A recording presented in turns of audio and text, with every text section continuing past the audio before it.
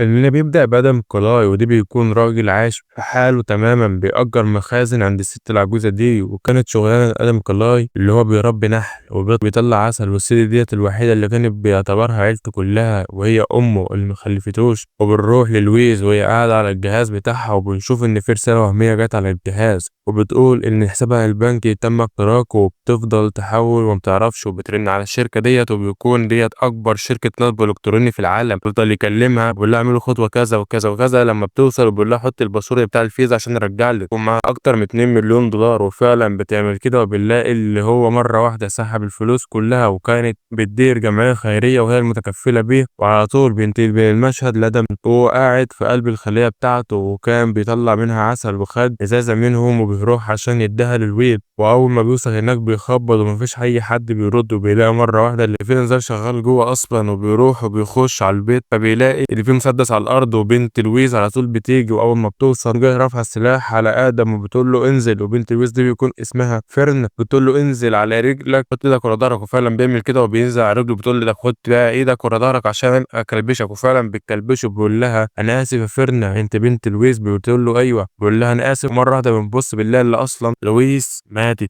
وعلى طول بترن على الشرطة، والشرطة بتيجي وبتقول لهم خدوه، هو اللي عامل ده كله. بيقول لها ما تظلموهوش، امك هي اللي عاملة كده. بتقول لهم لا، مهما تعمل كده. وفعلا بياخدوه معاهم. تاني على طول بيجي ادم وبيروح وبينزل وبيبص لها بصة وبيسيبها ويمشي. والشرطي اللي معاه بيقول لها طلع امك اللي منتحرة، وبتروح له وبتأسف منه. بيقول لها لا، انت عندك حق اللي انت تعمله كل ده عشان خاطر ده حياة امك برضه. وبتقول له انا عرفت مين اللي عمل ده كله، وبيكون عرفت اللي هي اتنصب عليها في النصب الالكتروني. بيقول لها انت ما عرفتش اي حاجه. بتقول له لا. بيشوف على طول هو سيبها وماشي، وبيروح عند المكان بتاع النحل بتاعه، وبيطلع التليفون من هناك وبيرن على واحده كان شغال معاها، وبيقول لها انا عاوز اعرف المكان ده وكل تفاصيل عنه. بتقول له ده امر سهل. بيقول لها لا ده مش سهل، عشان الشركه ديت بايظه نفسهم ما عرفتش تجيب عنهم اي حاجه. وفعلا بعدها بفتره بالله بترن عليه تاني وبتقول له انا وصلت لكل حاجه، كل حاجه من هنا يا صديقي هتبدا تتغير 360 درجه. وعلى طول بنشوف اللي هو راح عند الشركه ديت ويكون اسمها دات، وبيروح وبينزل وبينزل شكلين بنزين. ومره واحده الناس مفيش دخول هنا للموظفين بس، وانت مش موظف فروح. بيقولوا لهم يعني انتوا بتنصبوا على الناس مش عايزين نخش. بيقوم جاي نازل فيهم مره واحده ومخلص عليهم الاتنين في اقل من ثانيه، وبياخد بعضه وبيخش جوه. اول ما بيخش جوه بيقول للناس معلش كلكم بصوا كده عشان خاطر تعرفوا ايه اللي هيحصل دلوقتي. فكله بيطنط، والراجل ده بيقول له ثانيه واحده بس اخلص المكالمه. بيقوم جاي ماسك التليفون اللي معاه وقام جاي على طول قعد يضرب فيه. والكل فعلا وقتها بص له بيقول لهم قولوا معايا عمر ما قلت هنصب على غلبان ولا واحد معاه فلوس حتى. وفعلا بيقول كده، فبيرجع يقول لهم تاني اللي عاوز ينجو بحياته ويطلع يجري بدل موت الكل. وبيكون وقتها اصلا بيرش بنزين مكان على الكمبيوترات وعلى الناس. ومره واحده بنشوف ديريكو هو داخل عليه ومعاه بوتجاردات، وبيقول له انت بتعمل ايه يا عم؟ انت ما تخلينيش اخلي البوتجاردات اللي معايا يخلصوا عليك. وفعلا كانوا رايحين يضربوه، بس هيفرق مع البطل بتاعنا اللي هو قام ماسكهم في ثانيه ومخلص عليهم. بيقول له انت لو تعرف تلحق نفسك الحق نفسك بقى. ويا بيروح يركب العربيه بيتحرك. بنشوف اللي الشركة كلها اتفجرت، وبينتقل بينا المشهد كان فورس وهو قاعد في قلب الشركة بتاعته عادي جدا، وكان قاعد يلف فيها. ومرة واحدة بيجي له اتصال من دريك، ودريك بيقول له أنا عاوز منك خدمة، الشركة بتاعته كلها اتدمرت. بيقول له إزاي؟ وجيبه تكون شركته هو. بيقول له إزاي؟ بيقول في راجل دخل عليها وخلص على كل اللي موجودين، وقام جاي بنزين ومولع في كل الحتة. وفعلا بيقول له أنا عاوزك تشوف لي حل مع أبوك، يجي يشوف لي الراجل ده أو يديلي حتى 2 مليون دولار اللي انا ساعد نفسي بيهم. وفعلا بيقول له خلاص انا هشوف ابويا وهرجع لك تاني. وفعلا بنشوفه هو واقف مع ابوه. الشركه بتاعت صاحبي فلست، فانا عاوزك تسنده حبه وتديله فلوس. ابو بيقول له انا ماليش دعوه بيك، انت بتعمل نصب الكتروني والكلام ده انا ما بحبوش. بيقول له اعمل اللي تعمله بس بعيد عني. وبالله اللي هو ان تاني على التريك وبيقول له ابويا ما رضاش يساعدني، شوف انت تعمل ايه. وبكلمه وفعلا بيقفل معاه المكالمه. وبنشوف على طول اللي هو خد عربيه وراح على المكان ادم كان قاعد في المكان اللي فيه النحل بتاعه عادي جدا. ومره واحده بيشوف اللي هو بيركب العربيه وبيتحرك، وكان دريك ماشي وراه خطوه بخطوه وبيخش عنده المزرعه بتاعته. وادم بيبدا يشغل في كل العده وكل حاجه، بيكون داخل معاه 3 ويفضلوا يدوروا على ادم. ومره واحده بنشوف اللي ادم ماسك الراجل ده وحاطط المفتاح عند عينه وبيقول له اسكت لخلص عليك. وفعلا الراجل بالليل اللي هو ساكت ومش راضي ينطق اي حاجه. وادم مره واحده قام جاي مخلص عليه ومريح نفسه منه، وبيخش على التاني على طول يخلص عليهم كلهم. وبيروح عند دريك وبيكون دريك ماسك السلاح وكان خلاص هيخلص عليه، بس بيكون ادم بيقوم جاي ماسك ايده وحاططها عند المنشار وادم صابه من مكانها. وبنشوف ادم وسابه وهو ماشي. وبنروح تاني الفرنه وهي كانت لسه في المكان بتاع الحريق، وما بتعملش اي حاجه وبتكون شمتانه في الشركه اصلا وبتشك ان الشركه ديت هي اللي نصبت على امها. وبيشوف ديريك وقتها وهو ماشي على الكوبري ده ووقف وقام جاي فاتح التليفون ورانن على ديفينس وبيقول له ديفينس انت خلصت على الراجل؟ بيقول له لا الراجل خلص علينا كلنا وقطع صوابع كمان. ومره واحده بنشوف اللي ادم وصل عند ريك وقام جاي ماسكه وربطه وراح عند العربيه بتاعته وفتح الكبوت ورفع البنزين على الاخر وعلى اساس اللي هي هتمشي على طول. وفعلا اول ما اداها غيار قامت العربيه طالعه تجري وخدت دريك معاها في قلب البحر وراح عند عربيه دريك وقام جاي مسك التليفون واتكلم مع ديفينس وقال له انت اسمك ايه بقى؟ بيقول له مالكش دعوه. بيقول له اعمل حسابك انا هخلص عليك برضه مش هسيب اي حد تبعك الا لما اكون مخلص عليه. وبالله اللي هو خد عربيه دريك ويتحرك بيها وبنشوف على طول وقعد مع ابوه وهو بيكون اسمه وليس. وبنكمل وبنشوف اللي وليس عرف كل حاجه عن ادم وبيقول له ده كان في قريه النحل. وابنه بيقول له يعني ايه قريه النحل دي؟ بيقول له قريه النحل دي كانت اكبر منظمه في الشرطه لما كانت ما تعرفش تعمل اي حاجه مع المجرمين قريه النحل على طول كانت هي اللي تتدخل وبتخلص على اي حاجه. كانت هي اللي محافظه على امان المدينه كلها من الاعداء ومن اي حاجه وكل حاجه كانت ماشيه على مرام. بس اول ما ادم كلها طلع دوت بقى عامل زي قالب قتله حرفيا بيخلص على اي حد يقف قدامه او اي حد يهدد المدينه بتاعته. ومش كده وبس ده هو كان بيفجر اي مدينه يشوفها كمان من اللي بتضر مدينته. وابنه كان خلاص هيمشي بس بيقول له اقعد استنى. بيقول له انت عاوز ايه؟ بيقول له انا عاوزك ترن على امك. بيقول له انت خفت ولا ايه؟ بس بيقول له رن على امك عشان انا مش عارف اعمل اي حاجه. وبنشوف على طول ادم وكان واقف في المكان ده وكان بيعبي العربيه بنزين. وبنشوف مره واحده البيت داخله عليه وماسكه سلاح ونازله تخبيط في كل اللي قدامها وادم بياخد منها كفر بس ده ما بيعديش بالساهل وبيكون البت صعبه وبتنزل تضرب في الكل. بالله العربيه الشرطه دي داخله عليهم بالله البت خلصت عليها في اقل من ثانيه. على طول ادم بيقوم جاي طالع عليها وخانقها وبيفضل يضرب فيها حبه بس البت برضه ما بيكونش سهل ويفضلوا يلطشوا ببعض حبه. طول بنشوف هو رماها عند العربيه وبتضرب طلقتين وبتلاقيها طلعت فوق على العربيه ومسك الآلي وقعدت تخبط فيه في كل مكان. بس ادم ما بيسكتش بالله اللي هو وراه قام جاي ماسك ازازه عسل وخبطها في دماغها وراح عندها مولع ولاعه وقام جاي حادفها على العربيه وبالله العربيه كلها انفجرت. وبيروح للموظف بتاع البنزيمه وبيقول له انا عاوز المفتاح بتاع عربيتك وفعلا بياخده وبنشوف هو ماشي يا دوبك بيتحرك بنلاقي البنزيمه كلها انفجرت. بنشوف على طول ان فيرنا وصلت وهي اللي كانت بتحقق في الموضوع ده. اول ما بتشوف الرشاش العربيه بتقول دي مش بتاع او بتاع الشرطه عموما اللي جابه في العربيه دي. وبنروح للويس ومتجمع بافراد الامن وبيقول كان معاك واحد اسمه ادم بلاي من خليه النحل بس دلوقتي ما عادش معانا احنا عاوزين نخلص عليه وننهيه من على الوجود تماما. واحد منه بيقول هو كان معانا في نفس التيم ما ينفعش ان احنا نعمل فيه كده. بيقول له بس ده خلاص طلع من التيم واعتزل ورجع تاني يقتل في الكل. وبيقول لهم دي بقى خطر علينا وعلى البشريه وبيخلص على اي حد يشوفه. وفعلا بيقتنعوا بالكلام. بيقول له وقتها لو حتى انت جيت قدامه هيخلص عليك بلا رحمه. وبنروح وبنشوف الشخص ده واقف في قلب الشركه وبيخش على الموظفين بتوعه بيقول لهم مرحبا احنا النهارده في يوم جديد عاوزين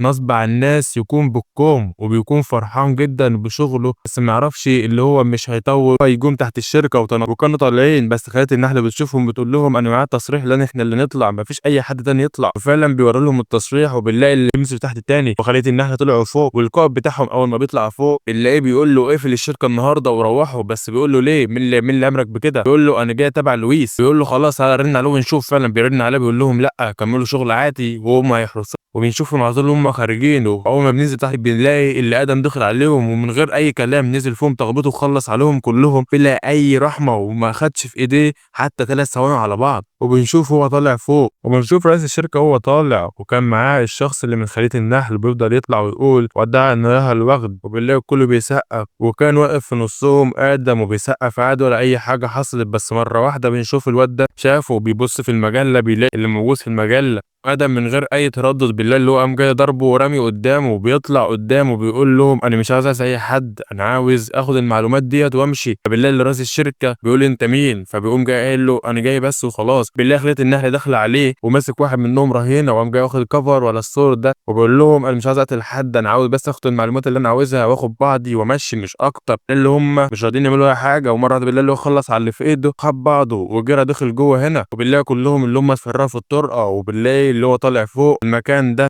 وهم جايين بيلاقوا واحد زميلهم على الارض ميت. فبيروح يشوفوه بنلاقي مره واحده في سلك نازل ولافف على رقبه الشخص ده وقام جاي خانقه ونازل هو على طول ومخلص على اللي قصاده. وبيروح وبنلاقي اللي رئيسهم قام جاي ادم فاتح الانذار بتاع المطافي عشان النور بتاع الشركه يصفى. وفعلا بيحصل الكلام ده وبنلاقي اللي ادم مره واحده اول ما هم قربوا قام جاي ماسك الرئيس بتاعهم وماسك السلاح ومتك على الزناد وخلاه يخلص على كل اتباعه، وفعلا ده اللي بيحصل. وبالله اللي هم يزلوا في بعض تخبيط، بس الراس بيكون صعب حبتين وبيطلع بلطه من جنبه ويفضل يضرب فيه، بس ولا ضربه بتيجي في ادم. وبالله اللي مره ادم مخلص عليه وبينزل تاني لرئيس الشركه وبيقول له انا عاوز اعرف بس حاجه. فرئيس الشركه بيقول له النبي ما تموتني، انا عندي اطفال. وفعلا بيوديه عند اللاب ده ويفضل يضرب فيه، يقول له انا عاوز رئيس الشركه، بيقول له ما انا لو قلت لك على اسمه انا هموت، بيقول له خلاص انا موتك احسن، ويفضل يضرب فيه لفتره. في الاخر رئيس الشركه بيقول له خلاص انا اقول لك على اسمه، وفعلا بيقول على اسمه وبيوري له، ودوب بيوري له صورته. بنلاقي اللي فيرنا طلعت قدامه وبتقول له انت ليه بتعمل كل ده؟ بيقول لها ما انت اكيد عارف انا بعمل ده كله ليه وعاوز ارجع حق امي. بتقول له ما تخلي القانون ياخد مجراه. بيقول لها القانون دوت لغايه الان ما جابش اي حاجه عنهم، وانا قلت كل حاجه وباخد حق امي بنفسي، وفعلا ده اللي بيحصل. وبيقول لها كمان لو انت شايفه غلط اقبض عليا، وبيقوم جاي هربان من قدامهم ما ترضاش تضرب عليه، وهي معديه بتقول لهم اقبضوا على كل اللي في الشركه، وفعلا بيعملوا كده. وبالله اللي ادم شاف زميل فيرنا من الاف بي اي وقام جاي موقع على الارض واخد سلاحه ومفككه قدامه وبيسيبه وبيمشي وما بيعملش فيه اي حاجه. وبالله فيرنا لا طلعت له وبتقول له انت عامل ايه؟ بيقول لها بخير، ده هو طيب وما رضاش يقتلني. وبنروح للويس وابنه وهو ماشيين في الطرقه بيقول له الرجاله كلها ماتت. ابنه بيقول له مش دي الرجاله انت كنت متفائل بها جدا وقال اللي دمت هم اللي هيخلصوا على ادم. وبيقول له ده قال القتل ده ممكن يخلص على جيش كامل وما يحسش بيهم. وقوم جاي قايل لابنه ما ترن على امك خلاك تعمل لنا حمايه. بيقول له انت خفت؟ قام قال له انا خفت عشانك انت. وفعلا بيرن على امه وقتها وبيقول لها عامله ايه؟ بتقول له انت عاوز ايه؟ ندخل على الاجتماع دلوقتي. بيقول لها انا عاوز اجي اقعد معاكي الويك اند. بتقول له خلاص تعالى القصر في حفله هناك يوم الخميس، تعالى على هناك على طول. وفعلا بتقفل معاه وبتقول للموظفه اللي معاها اعمل حسابك اللي ابني جاي في الويك اند استقبليه احلى استقبال. وبنروح لفرنا ودخل على القصر ده وبتنزل وبتوري نفسها للناس اللي واقفه بره وبتقول لهم انتوا اول ما بيتاكدوا منها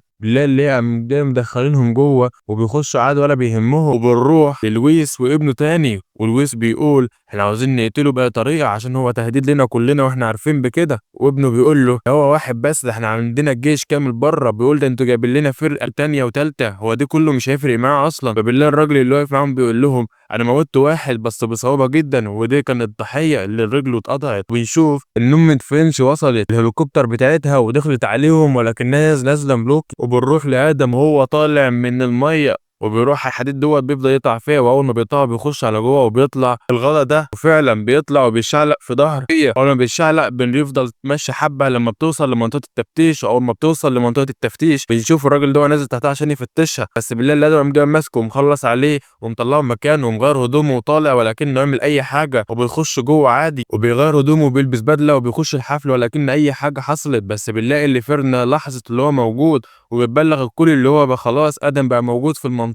وبنلاقي اللي الجيش اللي بره كله دخل عليهم جوه وكلهم داخلين يدوروا عليه على اساس اللي هم معانا هيمسكوه. وبنلاقي اللي ادم طلع بره في الجنينه وبنلاقي اللي كله حصره كون في مجزره حرفيا قباله. وبنلاقي اللي الراجل ده رفع عليه السلاح وكان خلاص هيخلص عليه، بس فيرنا بتقول لا في ناس كتير وما ينفعش انت تقتله. يفضل يهلفق كتير بالكلام ويقول لها دوت احنا لو سيبناه هيموتنا كلها، قالة حرب محدش يعرف الجيش ده الا انا اتعاملت معاهم وكانوا اصعب مما يمكن. اللي مره واحده ادم اتك على الزرار اللي معاه وفرقع العربيه ومسك الراجل ده وقام جاي خبطه بطلقه في جنبه، مسك الكل تخبيط وموت حوالي عن 5 وهو ماشي كده الطريق. ومش كده وبس يا صديقي، اول ما بيصفش من هنا بنلاقي اللي هو طالع من متاهه ودخل على المنطقه ديت وكان فيها 3 جنود مصابين بيقولوا له ما تقتلناش، وفعلا ما بيقتلهمش. اللي هو ماشي واخد معاهم واحد رهينه وبيكونوا الكل ماشي وراه وبيخش على الحفله من الباب اللي ورا. ولما بيخش جوه بالله اللي حبه ماسكينه كانوا عايزين يموتوه، بس الكلام ده ما بيحصلش. بالله اللي هو خلص عليهم ونازل ولا اي حاجه بتحصل. وبنروح على طول شو كان واقف مع عمه وامه بتقول له احلى فرصه ليك اللي انت تطفش من هنا، انت لو فضلت هنا اكتر من كده هتموت. بيقول لها يعني واحد بس هيخلص على كل اللي بره ويجي يخلص عليها كمان. وبيبتدي بقى مشهد تاني وبنرجع لادم هو طالع على السلم وعامل مدعكه حرفيا اي طلقه بتخرج منه براجل. ومش كده وبس، له ماشي بسكينه ماشي، اهم حاجه اللي هو يخلص على الكل ما يكونش راحم ولا واحد. اول ما الطلق اللي معاه بيخلص يطلع على الواد ده خبطه بوكسين ورميهم فوق وبيخش على الطرقه دي. وبيكون الراجل ده غشيم جدا ويفضلوا يضربوا في بعض وادم ما بيكونش مسيطر، بس الكلام ده ما بيطولش. ادم بيمسكه في الاخر ويفضل يضرب فيه. وبالله الراجل طلع سكينه من جنبه وكان عاوز يموت بقى ادم، بس ادم بيكون عنيف حبتين يا صديقي ما بيستسلمش ليه ابدا. بالله اللي هو قام جاي ماسك الراجل وماسك السكينه ورشاها في ايده واخد البتاع اللي معاه وفضل يضرب بيه وبيقول له شكرا اللي انت وصلتني لما هنا. فعلا بيخلص عليه. بالله اللي هو راح عند الباب اللي لويس دخل عليه وبيقول له انت ليه عاوز تقتل ابني؟ بيقول له مش انتوا قتلت اللي كانت الست الغلبانه اللي كانت معانا في اول الفيلم يا صديقي. يقول له ما كانش هو ده، كان المساعد بتاعه. بيقول له انا ماليش دعوه، وفعلا بيفجر الباب ويخش عليهم جوه. وبالله اللي هو مره واحده بص لها قام جاي مخلص عليه وازح من الشباك وهربان. وبكده يكون وصلنا لنهايه قصه النهارده. لو استمتعت بالرحله دي معانا ما تنساش تدعمنا باللايك والاشتراك عشان عليكنا تكبر بيك. قناه في المود هدفها دايما تقدم لك تجربه سينمائيه مختلفه، وعشان كده لو لاحظت اي تفصيل او اي غلطه في الفيلم يا ريت تكتب لي رايك في التعليقات. انا بقرا كل كلامكم وبحاول اطور من نفسي ومن القناه عشانكم. استنى الفيديوهات الجايه كل حد واربع في ميعادنا الثابت الساعه 7:30. كان معاكم ابراهيم من قناه في المود، وسلام.